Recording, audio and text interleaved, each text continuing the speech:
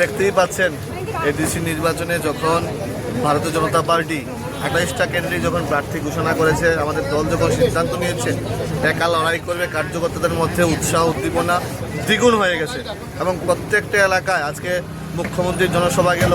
আজকে নির্মলদার সঙ্গে আমরা বিভিন্ন এলাকায় ঘুরছি, মানুষের প্রবল উৎসাহ উদ্দীপনা এবং জনজাতি অংশের মানুষ চাইছে এবার এডিসিতে পদ্মফুল ফুটুক এবং এই ট্রিপল ইঞ্জিনের সরকার, কেন্দ্র বিজেপির সরকার, রাজ্য বিজেপি সরকার এবং আগামীতে এই 28টা পেয়ে আমরা এই এডিসিতেও বিজেপি সরকার গঠন করে ত্রিপুরা ইঞ্জিনের সরকার গোটা রাজ্যবাসীর জন্য এবং জনজাতির কল্যাণে আরও বেশি করে কাজ করে যান। কত ভোটের মাঠ?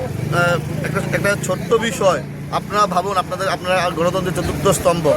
গত বছর এই কেন্দ্র থেকে যিনি এই রাজ্যের তথাকথিত রাজা আছেন উনি কিন্তু প্রতিদ্বন্দ্বিতা করেছিলেন। আপনারা বলুন কেন নিয়ে এইবার ইলেকশনে প্রতিদ্বন্দ্বিতা করছে না?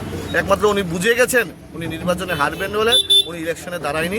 সেই কারণে বলছি, মানে মার্জিনটা কি হবে সেটা আমরা বলতে পারছি না, কিন্তু মথা বা অন্যান্য রাজনৈতিক দলের জামানত বাজেয়াপ্ত হবে এবং ভারতীয় জনতা পার্টির আমাদের যারা প্রার্থী আছে তারা বিপুল পরিমাণ ভোটে জয়যুক্ত করবে এবং এই কেন্দ্রে টাকারজলা জম্পুজলা কেন্দ্রে আমাদের প্রার্থী লড়াকু সৈনিক নির্মল দেববর্মা বিপুল ভোটের ব্যবধানে জয়যুক্ত হবে। আমরা দেখতে পাচ্ছি পায়ের তলার মাটি নেই বলে ওনারা বিভিন্নখানে আমাদেরকে উত্তেজিত করার চেষ্টা করছে এবং আমরা উত্তেজনায় হাত না দিয়ে আমরা ঠান্ডা মাথায় কাজ করছি।